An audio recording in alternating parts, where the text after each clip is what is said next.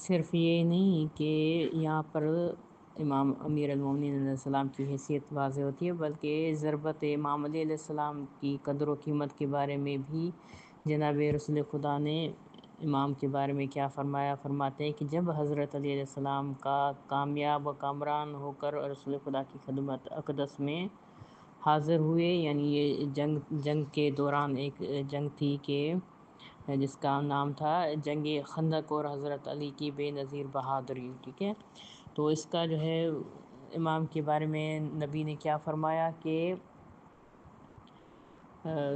آپ نے حضرت علی کی کامیابی اور ضربت کے بارے میں ارشاد فرمایا کہ ضربۃ علی یوم الخندق افضل من عبادت الثقلین، کہ جنگ خندق کے دن علی کی ضربت ثقلین یعنی جن و انس کی عبادت سے افضل ہے، یعنی برتر ہے. یہ مستدرک حاکم جلد نمبر 3 اور صفحہ نمبر 32 اور احقاق الحق میں جلد نمبر 6 میں موجود ہے.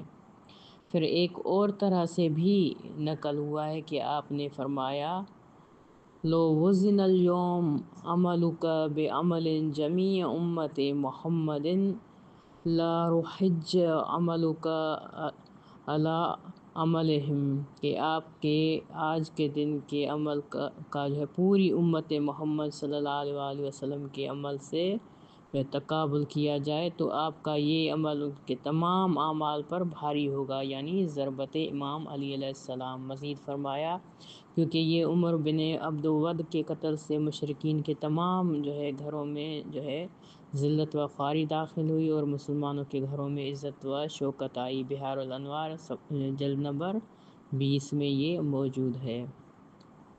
خلاصہ کلام یہ کہ اگر حضرت امام علی علیہ السلام میدان جنگ میں نہ گئے ہوتے تو مسلمانوں میں سے کسی میں اتنی جرأت نہ تھی کہ اس مقابلے میں جاتے. اس طرح کے دشمن کا 10,000 کا لشکر مدینے میں داخل ہو کر سپاہ اسلام کو جو ہے ملیہ میٹ کر دیتا. حضرت امام علی علیہ السلام کے ہاتھوں عمر بن عبد ود اور دشمن کے دوسرے جو ہے پہلوانوں کے قتل سے دشمن کی کمر ٹوٹ گئی اور دل پر لاچاری کا دھبا لگ گیا. یوں دشمن عقب و نشینی کرنے پر مجبور ہو گیا. اگر حضرت امام علیہ السلام دشمن کے آگے بڑھنے والے نامور پہلوانوں کو قتل نہ کرتے تو دشمن کا دفاعی لائن یعنی خندق کو عبور کرنا یقینی تھا. لہٰذا ایسی صورت میں نہ کوئی درخت جو ہے بچتا اور نہ ان کا نام و نشان، یعنی کچھ بھی نہ بچتا. پس پیغمبر اکرم صلی اللہ علیہ وآلہ وسلم نے اس وقت سے نظام